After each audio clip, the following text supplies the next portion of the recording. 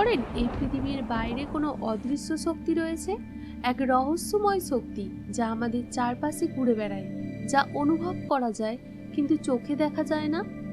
আজ আমরা আপনাদের নিয়ে যাব এক অলৌকিক যাত্রায়, যেখানে রাত নামলেই গুঞ্জন ওঠে ভয়াবহ মন্ত্র উচ্চারণ, যেখানে চিতার আগুনের শিখা শুধু মৃতদেহ পোড়ানো নয়, বরং অশরীরী আত্মাদেরকেও ঘিরে রাখে। সেই হলো তারাপীঠ, মা তারার সেই মন্দির যেখানে দেবী শুধু উপাসনার প্রতীক নন, তিনি স্বয়ং জীবন্ত। এবং এই মন্দির সংলগ্ন মহাশ্মশান, যেখানে রাত নামলেই শ্মশান সাধনার মধ্য দিয়ে উন্মোচিত হয় এক অচেনা, এক অতি লৌকিক জগৎ। নমস্কার বন্ধুরা, ঈশ্বরের কৃপায় আশা করি আপনারা সকলে ভালো আছেন ও সুস্থ আছেন। আজকের ভিডিওতে তারাপীঠের মন্দির ও মা তারার মহাশ্মশানের রহস্য নিয়েই আলোচনা করতে চলেছি। তো বন্ধুরা, এই বিষয়টি সম্পূর্ণ জানতে হলে স্কিপ না করে শেষ পর্যন্ত দেখতে থাকুন। তারাপীঠ পশ্চিমবঙ্গের বীরভূম জেলায় অবস্থিত একটি প্রখ্যাত তান্ত্রিক সাধনার কেন্দ্র, যা মা তারার মন্দির ও সংলগ্ন মহাশ্মশানের জন্য সুপরিচিত। তান্ত্রিক সাধনার ক্ষেত্রে এই স্থানটি বিশেষ গুরুত্ব বহন করে। তন্ত্র শব্দটি সংস্কৃত থেকে উদ্ভূত, যার অর্থ জাল বা বুনন, যা জগতের অন্তঃসংযোগকে নির্দেশ করে। তন্ত্র সাধনা শিব ও শক্তির মিলনকে কেন্দ্র করে, যেখানে শিব চেতনাকে এবং শক্তি সৃষ্টিশীল শক্তিকে প্রতিনিধিত্ব করে থাকে। সাধকেরা বিভিন্ন মন্ত্র, ধ্যান ও আচার অনুষ্ঠানের মাধ্যমে অন্তর্নিহিত শক্তিকে জাগ্রত করার প্রচেষ্টা করেন। তারাপীঠের মহাশ্মশান তান্ত্রিক সাধনার জন্য বিশেষ স্থান হিসেবে বিবেচিত হয়।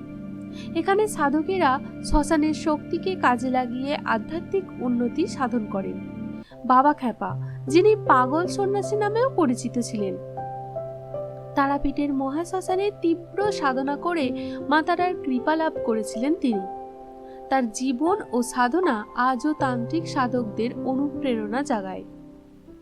তারাপীঠের তান্ত্রিক সাধনা তার ঐতিহাসিক গুরুত্ব ও পবিত্র পরিবেশের জন্য বিশেষভাবে পরিচিত।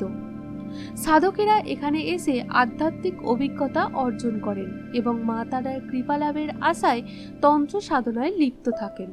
প্রায় 800 বছর আগে বীরভূমের রত্নাগড় নিবাসী জয়দত্ত সদাগর বাণিজ্য থেকে ফেরার পথে তার পুত্রের অকাল মৃত্যুর সম্মুখীন হন। রাত্রি যাপনের জন্য তিনি চণ্ডীপুর নামক স্থানে থামেন, যেখানে স্বপ্নে দেবী তাকে একটি শ্বেত শিমুল গাছের নিচে শিলামূর্তি আবিষ্কারের নির্দেশ দেন। জয়দত্ত সেই নির্দেশ অনুসরণ করে শিলামূর্তি ও চন্দ্রচূড় শিবের মূর্তি আবিষ্কার করেন। এরপর বশিষ্ঠ কুণ্ড বা জীবিত কুণ্ডের সামনে একটি মন্দির নির্মাণ করে দেবী মূর্তি প্রতিষ্ঠা করেন তিনি। এভাবেই তারাপীঠের প্রথম মন্দির প্রতিষ্ঠিত হয়।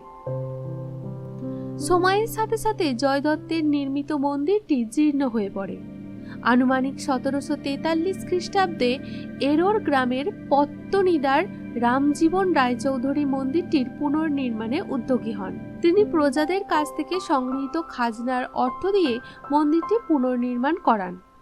এর ফলে তিনি তৎকালীন বাংলার নবাব আলীবর্দী খাঁকে খাজনা প্রদান করতে অসমর্থ হন এবং নবাবের দরবারে তলব হন।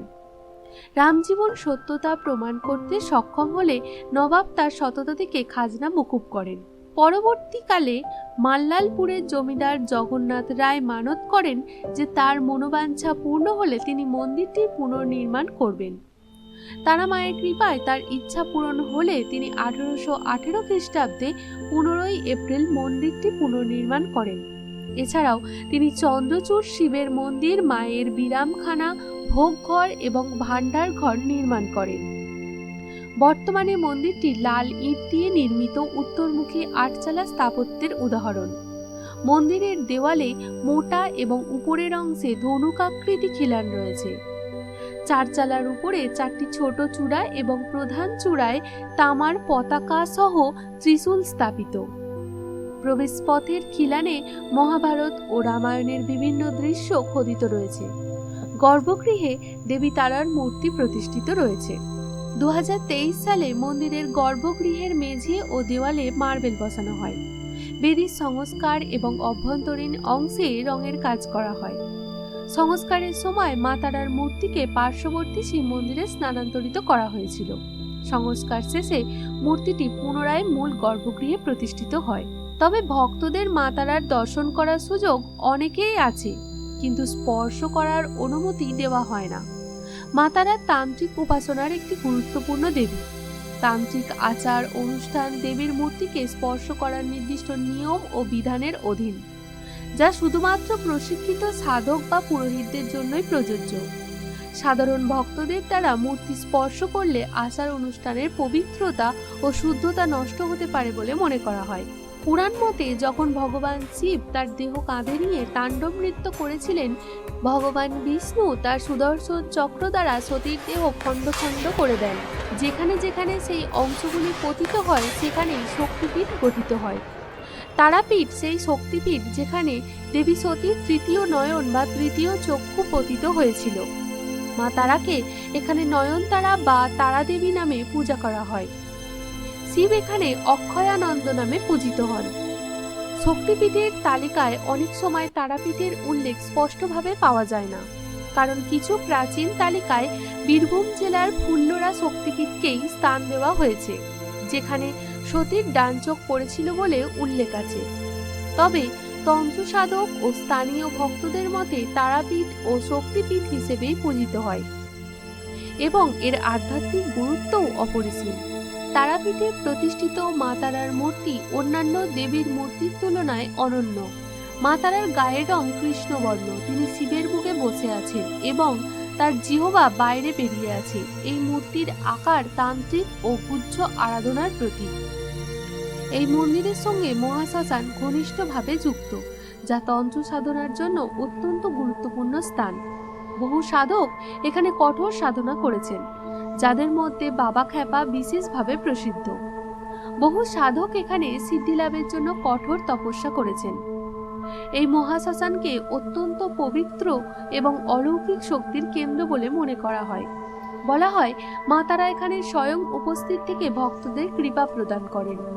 এখানে শক্তি আরাধনা এবং ভক্তিমূলক সাধনা একসঙ্গে চলে, যা একে অন্যান্য সতীপীঠ থেকে স্বতন্ত্র করেছে। অমাবস্যার রাতে বহু তান্ত্রিক সাধক এখানে কঠোর সাধনা করেন। তারা শ্মশানের আগুনের পাশে বসে বিভিন্ন মন্ত্র জপ করেন এবং পিণ্ড সাধনা, শব সাধনা, কাপালিক সাধনা ও অন্যান্য গুরু আচার পালন করেন। এইসব আচার অনুষ্ঠানের ফলে উদ্ভূত শব্দ, ধূপের গন্ধ এবং রহস্যময় শক্তির উপস্থিত অনুভূত হয়। বিশ্বাস করা হয় তারাপীঠের মহাশ্মশান শুধুমাত্র মৃতদেহ দাহ করার স্থান নয়, এটি এক বিশেষ শক্তি কেন্দ্র যেখানে আত্মাদের আনাগোনা থাকে। অমাবস্যার রাতে যখন আকাশ চাঁদহীন ও চারপাশ ঘন অন্ধকার, তখন এই আত্মারা আরো সক্রিয় হয়ে ওঠে। বহু মানুষ দাবি করেন তারা এখানে অদৃশ্য কণ্ঠস্বর শুনেছেন, আকস্মিক ঠান্ডা বাতাস অনুভব করেছেন বা কারো উপস্থিতিও টের পেয়েছেন। জনশ্রুতি অনুসারে তারাপীঠ শ্মশানে মা তারা স্বয়ং অবস্থান করেন এবং ভক্তদের কৃপা প্রদান করেন। বিশেষত বাবা খ্যাপার মতো বহু সাধক এই শ্মশানে মা তারার দর্শন পেয়েছেন বলে দাবি করেন। বলা হয় অমাবস্যার রাতে মা তারার শক্তি সর্বাধিক সক্রিয় থাকে, যা এক ভয়ঙ্কর অথচ আশীর্বাদপূর্ণ পরিবেশ সৃষ্টি করে। তারাপীঠের শ্মশান রাতের বেলায় নিস্তব্ধ ও ভীতিকর হয়ে ওঠে। রাত গভীর হলে মৃতদেহ দাহের ধোঁয়া, আগুনের কুণ্ডলী এবং শ্মশানের চারপাশের অন্ধকার পরিবেশ এক রহস্যময় অনুভূতির সৃষ্টি করে। শ্মশানবাসী সাধু সন্ন্যাসীরা গভীর ধ্যানে লিপ্ত থাকেন, যা আরো ভয়ঙ্কর আবহ তৈরি করে। অনেকেরই দাবি করেন এই রাতে তারা অদ্ভুত মন্ত্রোচ্চারণের ফিসফিসানি কিংবা অদৃশ্য কণ্ঠস্বর শুনেছেন। কিছু দর্শনার্থী জানান তারা শ্মশানে অদ্ভুত ছায়ামূর্তি দেখতে পান, যা মুহূর্তের মধ্যে অদৃশ্য হয়ে যায়।